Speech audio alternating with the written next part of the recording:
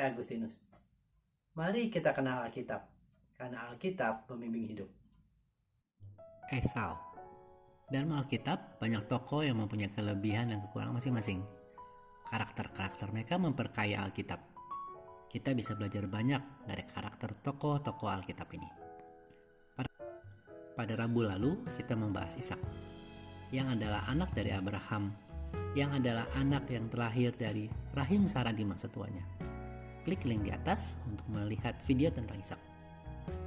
Kita tahu bahwa Allah mewariskan janji Abraham melalui Ishak. Dan Ishak memperanakan dua orang anak laki-laki kembar, yaitu Esau dan Yakub.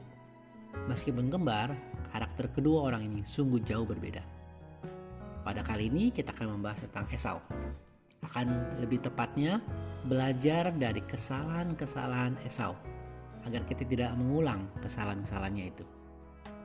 Kita dapat membaca pada Kejadian 25 ayat 19 sampai 28 berikut ini. Inilah riwayat keturunan Ishak, anak Abraham.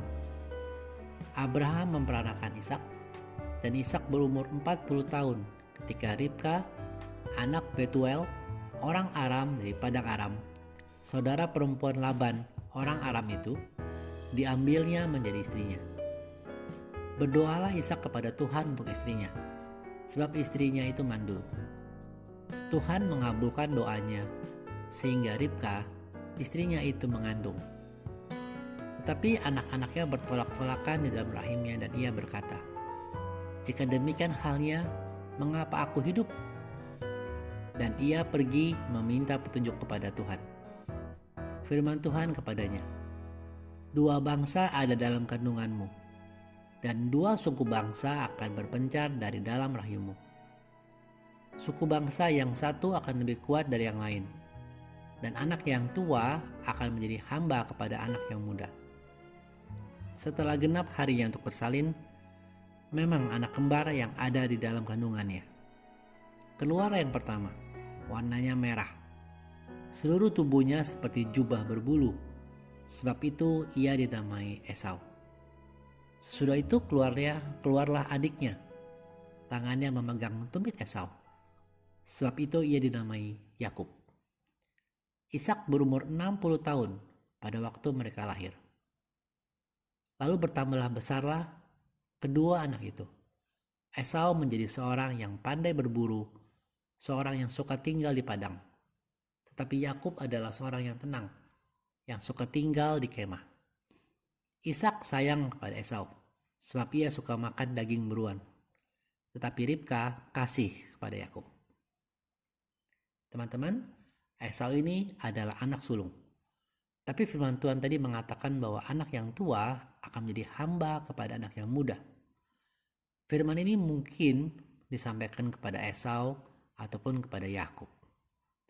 Beberapa poin penting yang dapat kita pelajari dari kesalahan-kesalahan Esau akan kita bagi pada video hari ini dan video di Rabu depan. Yang pertama adalah kesalahan Esau sangat mementingkan hal-hal duniawi. Dapat kita baca lagi dari Kejadian 25 ayat 29 sampai 34 berikut ini. Pada suatu kali Yakub sedang memasak sesuatu. Lalu datanglah Esau dengan lelah dari padang. Kata Esau kepada Yakub, "Berikanlah kiranya aku menghirup sedikit dari yang merah-merah itu, karena aku lelah." Itulah sebabnya namanya disebutkan Edom. Tetapi kata Yakub, "Jualah dahulu kepadaku hak sulunganmu." Saud Esau, "Sebentar lagi aku akan mati. Apakah gunanya bagiku hak sulungan itu?" Kata Yakub, "Bersumpahlah dahulu kepadaku." Maka ia bersumpah kepada Yakub, dan dijualnyalah hak sulungannya kepadanya. Lalu Yakub memberi roti dan masakan kacang merah itu kepada Esau. Ia makan dan minum, lalu berdiri dan pergi. Demikianlah Esau memandang ringan hak kesulungan itu. Dari perikop di atas kita membaca sejarah di mana dengan mudah Esau menjual hak kesulungannya untuk roti dan masakan kaca merah. Mungkin kita kurang paham apa itu hak kesulungan. Tapi di tradisi timur termasuk bangsa Israel ataupun kita bangsa Indonesia, Anak sulung mempunyai hak istimewa, karena anak sulung adalah pewaris utama dari kekayaan, kekuasaan, dan juga berkat dari ayahnya. Dan seperti kita ketahui, jika di dalam kerajaan, maka yang berhak menjadi raja adalah si anak sulung. Hak sulung ini memang tidak dapat segera dinikmati, tidak jelas terlihat. Hal yang membuat Esau dengan ringan menjualnya atas roti dan masakan kacang merah dari Yakub. Esau mementingkan hal-hal duniawi yang terlihat, yang sekarang bisa segera dinikmati. Teman-teman, mari kita belajar tidak berbuat salah seperti Esau. Apakah kita tidak menghargai hal-hal rohani? Di minggu lalu kita membahas janji-janji Allah yang diwariskan dari Abraham kepada Ishak. Janji-janji Allah itu belum bisa terlihat langsung oleh Ishak. Seperti kita ketahui bahwa Ishak hanya mempunyai 2 anak saja. Tapi karena Ishak tetap memegang teguh janji itu, maka janji Allah terlaksana di dalam keturunan Ishak. Firman Tuhan dengan jelas mengajarkan kepada kita bahwa hal-hal duniawi hanyalah sementara. Semua barang di dunia ini akan mengikuti hukum menurun yang akan rusak dan hancur pada waktunya. Termasuk tubuh kita ini. Teman-teman mungkin masih mempunyai benda-benda dari masa kecil. Mungkin kondisinya sudah tidak sebagus seperti dulu. Sudah memudar warnanya, sudah berdebu atau mungkin sudah patah.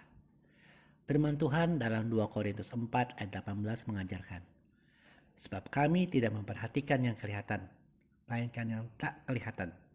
Karena yang kelihatan adalah sementara, sedangkan yang tak kelihatan adalah kekal. Teman-teman, mari kita ingat dan mari kita berusaha untuk mengejar pengenalan akan Tuhan setiap hari. Mengejar hal yang kekekalan dengan berdoa dan membaca Alkitab. Terima kasih sudah menyaksikan. Mohon like dan subscribe untuk membantu channel ini bertumbuh dan firman Tuhan semakin diwartakan. Sampai bertemu pada video kenal Alkitab Rabu depan. Kasih karunia Tuhan Yesus Kristus menyertai Anda sekalian. Amin.